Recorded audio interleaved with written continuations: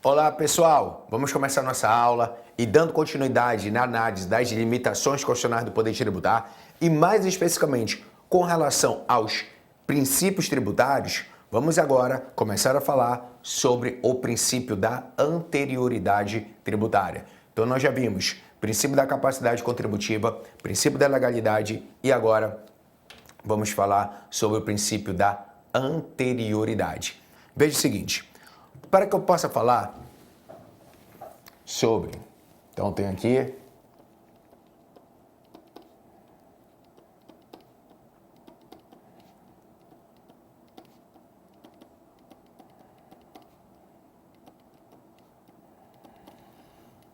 princípio da anterioridade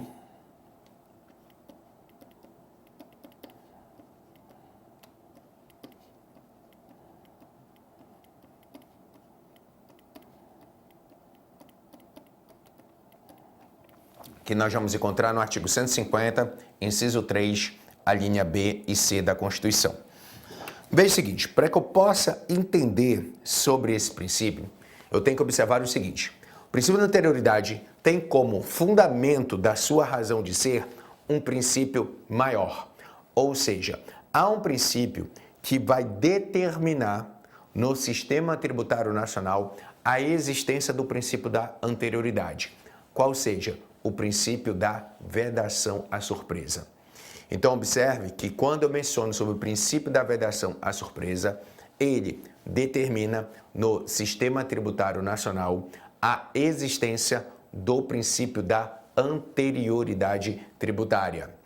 E veja o seguinte, quando eu menciono em vedação à surpresa, surpresa nós podemos ter de duas formas. Podemos ter uma surpresa boa, mas às vezes uma surpresa não tão boa. Gente, o que se quer afastar? O que não se quer ter? Aquela surpresa desagradável. E surpresa desagradável, em regime aqui no Sistema Tributário Nacional, compreende a instituição ou majoração de tributos. De tal modo que, toda vez quando eu mencionar sobre o princípio da anterioridade, eu somente vou aplicar para a instituição ou majoração. De tal modo que não se aplica nem para a redução e nem para a extinção de tributos. Sendo assim, então, quando é que eu vou visualizar? No momento pelo qual eu estou aplicando ali a confecção da lei. Então, no momento que eu estou confeccionando uma lei, instituindo ou majorando o tributo, é o momento onde vai atuar o princípio da anterioridade. Porque, veja, quando eu tenho, então, aqui uma lei, então vamos visualizar. Digamos que eu tenho uma lei, cujo objetivo vem a ser instituir ou majorar tributos. Essa lei, quando eu estou confeccionando, vai chegar o momento que ela vai ser publicada. Então, eu vou ter aqui a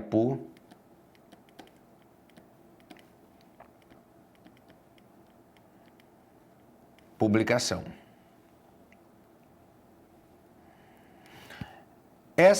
A partir do momento que eu tenho a publicação, aí passa a atuar o princípio da anterioridade.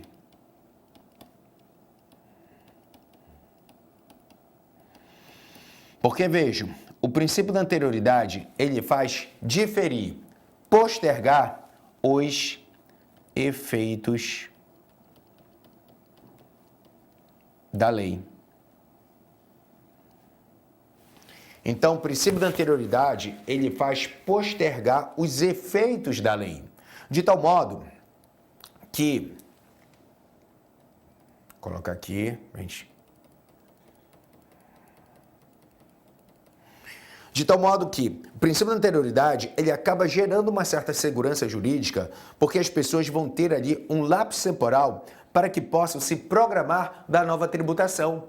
Imagine, por exemplo, vamos pegar aqui uma situação, digamos que eu morasse no estado de Minas e lá no estado de Minas ainda não tivesse sido instituído o IPVA, sendo que eu tenho lá um automóvel que eu utilizo para a minha locomoção. E eu estava tranquilo, simplesmente porque não havia nenhuma exação tributária sobre aquele automóvel. Não pode, por exemplo, hoje ser publicada uma lei instituindo o IPVA e aplicando os efeitos imediatos, porque essa lei não vai me dar a oportunidade de poder me programar da nova tributação. Observa, ela vai me pegar completamente de surpresa. E, gente, uma coisa é certa, ninguém é obrigado a praticar o fato gerador. Agora, uma vez praticado, o tributo é obrigatório, mas como eu disse, ninguém é obrigado a praticar o fato gerador.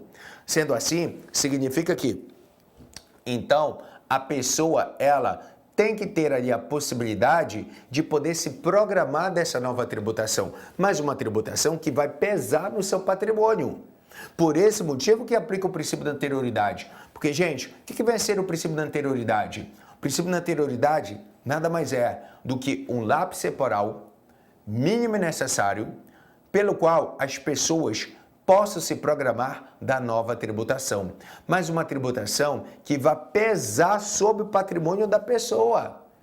Então, por esse motivo que publicou a lei, eu tenho esse lápis temporal que corresponde ao princípio da anterioridade. Ela não possui efeitos imediatos. Então, nesse interim, eu talvez possa chegar à conclusão, vamos imaginar aqui a seguinte hipótese, eu posso chegar à conclusão que talvez eu não tenha condições de pagar aquele IPVA, ou seja, manter o automóvel pagando IPVA. O que eu faço? Antes mesmo dessa lei começar a produzir seus efeitos, eu vendo o automóvel. E aí, qual é a consequência? Quando ela produzir seus efeitos, eu estou fora do alcance de incidência tributária. E isso aqui que eu acabei de mostrar para vocês só pode ser feito, só pode ser realizado na medida em que o princípio da anterioridade me deu essa possibilidade. Porque, vejo, dentro desse lápis temporal, eu posso realizar meu planejamento tributário. Nesse caso aqui, eu fiz uma das formas mais simples de planejamento. O que vem a ser? Ora, a fuga do fato gerador. E, gente, a fuga do fato gerador, como eu disse e repito, é uma das formas mais simples de se realizar o planejamento tributário. Porque eu deixo de pagar o tributo simplesmente por não praticar o fato gerador. E como eu falei para vocês, isso aqui só foi me permitido levando em consideração o princípio da anterioridade. Agora, eu só vou aplicar se for para instituir ou majorar tributos, na medida em que, se eu vier com uma lei reduzindo ou extinguindo o tributo, eu não estou aumentando o peso da carga tributária sobre aquela pessoa, razão pela qual não há necessidade dela poder se programar de algo que venha lhe beneficiar. Então, em razão disso, os efeitos de uma lei que tiver reduzindo ou extinguindo tributos, por não aplicar o princípio da anterioridade, esses efeitos são imediatos. Então, observe, só vou aplicar o princípio da anterioridade na instituição ou majoração de tributos na medida em que aqui eu tenho um aumento da carga tributária sobre o patrimônio das pessoas. Sendo que, quando eu menciono anterioridade, gente, anterioridade é um gênero, onde nós vamos visualizar dois tipos de anterioridade, na medida em que, quando eu falo aqui anterioridade, nós temos a anterioridade do exercício financeiro seguinte, então EFS vem a ser a anterioridade do exercício financeiro seguinte, pelo qual está previsto na linha B do inciso 3 do artigo 150 da Constituição. E também eu vou ter a anterioridade dos 90 dias, pelo qual está previsto na linha C do inciso 3 do artigo 150 da Constituição. Então, eu tenho anterioridade, que são espécies de anterioridade, que é a do exercício financeiro seguinte, EFS, na linha B do inciso 3 do artigo 150. e vou ter a anterioridade dos 90 dias, na linha C do inciso 3 do artigo 150 da Constituição. Sendo que essa anterioridade dos 90 dias, ela também vem a ser conhecida como anterioridade nonagesimal ou noventena. Então, ela também vem a ser conhecida como anterioridade nonagesimal ou noventena. Em que pese alguns doutrinadores fazerem distinção do que seria anterioridade nonagesimal e noventena, o Supremo Tribunal Federal estabelece como sendo expressões sinônimas. Então, se você lê anterioridade nonagesimal ou noventena, pode tranquilamente entender como sendo expressões sinônimas, tá? E aí, vejo, essas duas anterioridades, tanto a do exercício financeiro quanto a dos 90 dias, devem ser analisadas concomitantemente. Então, essas anterioridades devem ser analisadas concomitantemente. Sendo que, inicialmente, eu vou analisar apenas a do exercício financeiro seguinte, para depois aplicar dos 90 dias. Por quê? Cronologicamente, elas vieram em momentos diversos, na medida em que a anterioridade do exercício financeiro seguinte está na Constituição desde o momento que ela começou a produzir seus efeitos, ao passo que dos 90 dias inserido no Sistema Tributário Nacional é de 2003 para cá. Então é algo relativamente novo se comparado com a anterioridade do exercício financeiro seguinte. Então, até para a gente entender o motivo pelo qual há a anterioridade dos 90 dias no Sistema Tributário Nacional, eu vou, nesse primeiro momento, mostrar para vocês apenas a anterioridade do exercício financeiro. E aí depois eu aplico a dos 90 dias. Então, vejamos. Para que eu possa falar na anterioridade do exercício financeiro seguinte, eu tenho que saber o que compreende um exercício financeiro. Gente, o exercício financeiro ele vai se amoldar ipsilíteres no nosso calendário gregoriano. Ou seja, ele começa no dia 1º de janeiro e vai até o dia 31 de dezembro de todo ano. Então, isso compreende um exercício financeiro. Então, vamos aqui analisar. Quando eu falo, então, eu tenho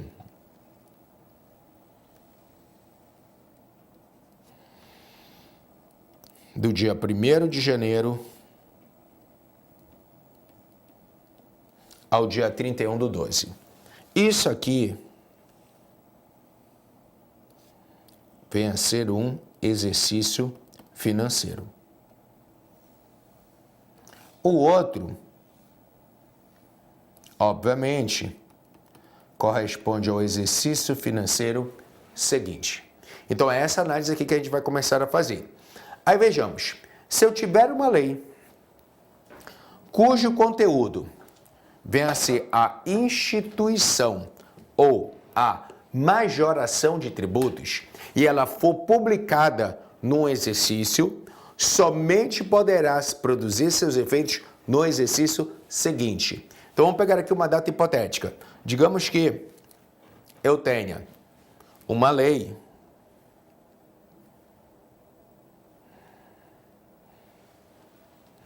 que foi publicada, vamos colocar aqui, por exemplo, no dia 15/6, cujo conteúdo vem a ser a instituição ou a majoração de tributos. Nesse caso, essa lei só começará a produzir seus efeitos a partir do exercício financeiro seguinte, que começa, obviamente, no dia 1º de janeiro do ano subsequente. Se vocês observarem, publicado no dia 15/6, eu ainda tenho um lapso temporal razoável para poder me programar dessa nova tributação. Só que quando se menciona no princípio da anterioridade do exercício financeiro, significa que basta a lei ser publicada dentro do exercício financeiro, que compreende um lapso temporal de 365 dias. Sendo assim, essa lei pode ser publicada no início, no meio ou no final do ano. Se eu, por acaso, publicar essa lei mais para o início do ano, por exemplo, no dia 10 de janeiro, eu tenho quase que um ano para poder me programar dessa nova tributação. E aí eu estaria elevando quase que ao máximo a efetividade do princípio que veda a surpresa desagradável. Só que, na prática, essas leis não eram publicadas nem no meio, nem no início do ano. Eram publicadas mais próximas do final do ano. Então, se eu tiver, por exemplo, uma lei publicada, coloca aqui numa data, no dia 22/11, eu já estou com o meu prazo já era apertado, porque publicou no dia 22/11, 1º de janeiro do ano subsequente, já está apta para produzir seus efeitos. E aí, possivelmente, com prazo já curto como esse, algumas pessoas poderiam ser pegas de surpresa, que poderia piorar essa análise aqui, levando em consideração se eu tenho uma lei publicada no dia 22/12. Veja, menos de 10 dias para essa lei começar a produzir seus efeitos. Certamente, muitas pessoas serão pegas de surpresa. E, gente, só para vocês terem uma ideia, já teve casos reais em que a União já majorou tributos cuja lei foi publicada às 16 horas em Diário Oficial da União em edição extra no dia 31/12. Então vejo que se eu tenho uma lei publicada no dia 31/12, o que isso aqui significa? Que horas depois já estaria apta a produzir seus efeitos. E aí, certamente as pessoas seriam pegas de surpresa. Isso aqui seria um total de respeito ao princípio que veda a surpresa desagradável. É aquela tal história, como eu digo, virou o ano, muita gente acha, adeus ano velho, feliz ano novo. Às vezes o ano novo não é tão feliz quanto você imagina, porque virou, você está mais endividado do que nunca. Então, em situações como essa, acontecia. E não foi uma vez que aconteceu publicação de lei no dia 31/12, que aí horas depois já começava a produzir seus efeitos. Ora, com essa situação, o legislador constituinte disse, opa, peraí, eu tenho que dar um basta, porque está violando o princípio que veda a surpresa agradável, como consequência, a segurança jurídica. Então, o legislador constituinte começou a buscar algum meio pelo qual pudesse aumentar ali a sua arrecadação.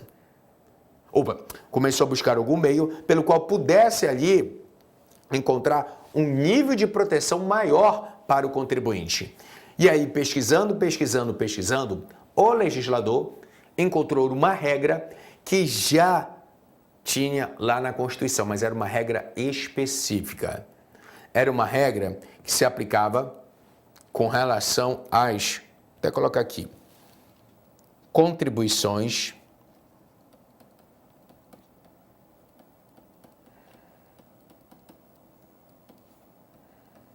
da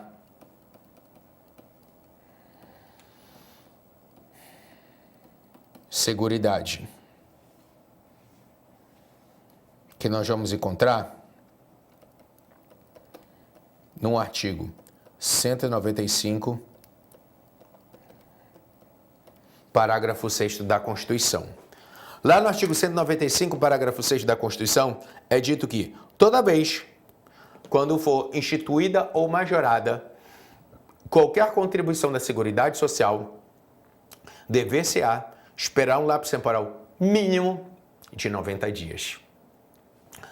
Gente, quando eu menciono contribuição da Seguridade, foi quando eu falei para vocês em aulas anteriores com relação a contribuição previdenciária patronal, contribuição previdenciária do beneficiário, no caso do contribuinte. Você tem ali o PIS, COFINS, contribuição social sobre o lucro. Então, são exemplos de contribuições da Seguridade que toda vez que eu for instituída ou majorada, eu tenho que aplicar os 90 dias. Vou mostrar aqui para vocês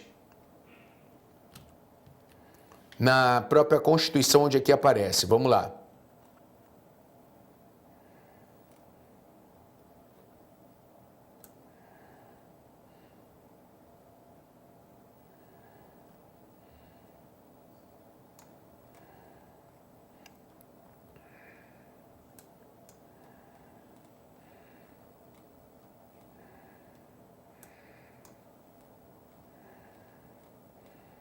Opa, já passei agora. Vamos lá. 195, parágrafo 6º. Aqui, ó, que ele fala. Vou marcar aqui. As contribuições sociais de que trata esse artigo só poderão ser exigidas após decorrido 90 dias da data da publicação que as houver instituído ou modificado, não lhe aplicando o disposto no artigo 150, 3b. O que significa? Para as contribuições da Seguridade, somente se aplica os 90 dias. Isso, ó, não se aplica a anterioridade do exercício financeiro. Então, como é que vem a ser essa aplicabilidade? Veja, digamos que eu tenho uma lei publicada no dia 15/6, cujo conteúdo é a instituição ou majoração de tributos. Eu conto apenas 90 dias e quando for aproximadamente no dia 15/9, já estaria apta a produzir seus efeitos. Então, quer dizer, publicou no dia 15/6, eu conto 90 dias e mais nada. Pouco importa se caia no mesmo ou em outro exercício financeiro. O que importa para caracterizar essa anterioridade é da publicação, contém 90 dias e mais nada. Aí veio o legislador constituinte e disse, opa, peraí, essa é uma regra especial, eu só posso aplicar para as contribuições da Seguridade, do artigo 195. Tanto é que essa regra está lá no parágrafo 6º do artigo 195 da Constituição. Então é uma regra especial, mas nada impede que ele possa transformar essa regra especial numa regra geral. E aí, ele transformando numa regra geral, poderia aplicar para as demais espécies tributárias. Com essa linha de raciocínio, então, o legislador constituinte resolveu editar uma emenda constitucional. Então, o que ele fez? Editou a emenda constitucional 42 de 2003. E essa emenda, ela introduziu, voltar para cá, ela introduziu lá na Constituição, então, emenda constitucional 42 de 2003, inseriu a linha C, onde jogou para o sistema tributário nacional o princípio da anterioridade nonagesimal. Só que lá ele disse o seguinte, ó, aplica-se a anterioridade nonagesimal, ou seja, dos 90 dias, sem prejuízo da anterioridade do exercício financeiro seguinte. Então, vou mostrar aqui para vocês como é que está lá no dispositivo da Constituição.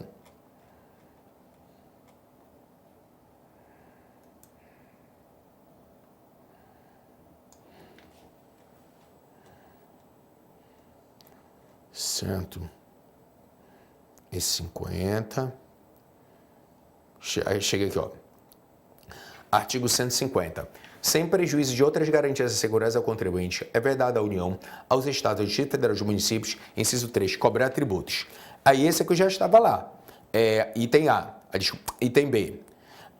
No mesmo exercício financeiro em que haja sido publicada a lei que instituiu ou aumentou.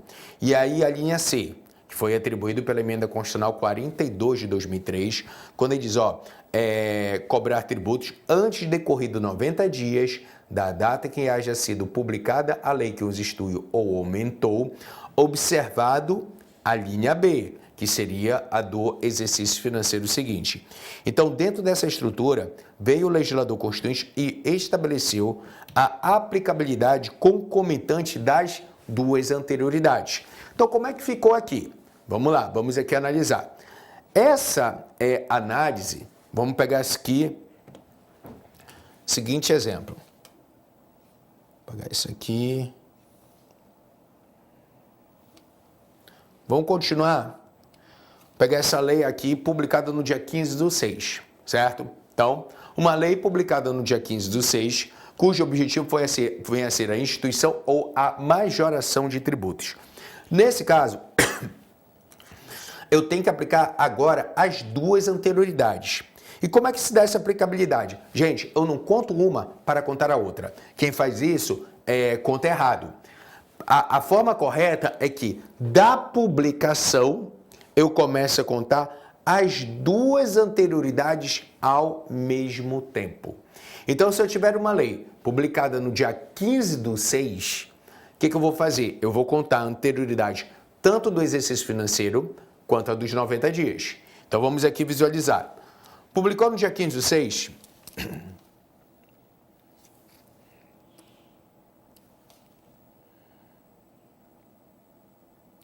eu conto os 90 dias, que vai dar aproximadamente no dia 15/9, no exemplo que eu estou colocando aqui para vocês. Só que, em que pese os 90 dias se completam no dia 15 de setembro, essa lei só vai começar a produzir seus efeitos a partir do dia 1º de janeiro do ano subsequente. E por quê? Tão somente no dia 1º de janeiro do ano subsequente. Porque, gente, o legislador constituinte, ele quis garantir um lapso temporal mínimo de 90 dias. No entanto, dependendo do momento pelo qual foi publicada a lei, se houver um lapso temporal maior, aplica-se este. Então, no exemplo que eu citei aqui para vocês, veja, publiquei no dia 15/6, e aí o que é o lapso temporal maior? O que é melhor para a pessoa? Ela começar a pagar a partir do dia 15 de setembro ou só do outro ano? Obviamente, só a partir do outro ano. Então, nesse caso, prevalece a anterioridade maior, porque ela é mais benéfica para o contribuinte, fazendo com que a lei só comece a produzir seus efeitos a partir do dia 1º de janeiro do ano subsequente. Então, quer dizer que, no exemplo que eu coloquei aqui para vocês, a anterioridade dos 90 dias não tem aplicabilidade prática. Na medida em que,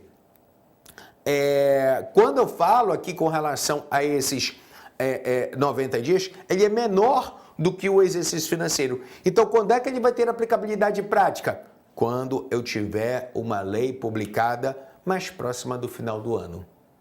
Então, vejo, se eu tiver uma lei publicada mais próxima do final do ano, digamos que, vou pegar aqui um exemplo.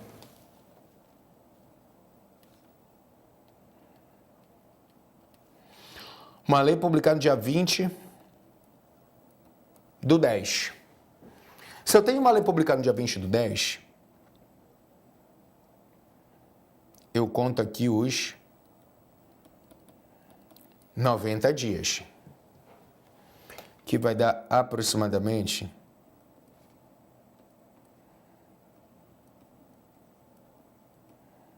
no dia 20 de janeiro.